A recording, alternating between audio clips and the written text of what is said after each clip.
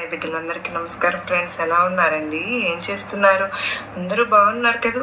మన సాయినాథం దయ వలన అందరూ బాగుండాలని మనస్ఫూర్తిగా బాబావారిని కోరుకుంటూ, అప్పుడు ఎన్నెన్నో సమస్యలకు షేర్ చేయండి.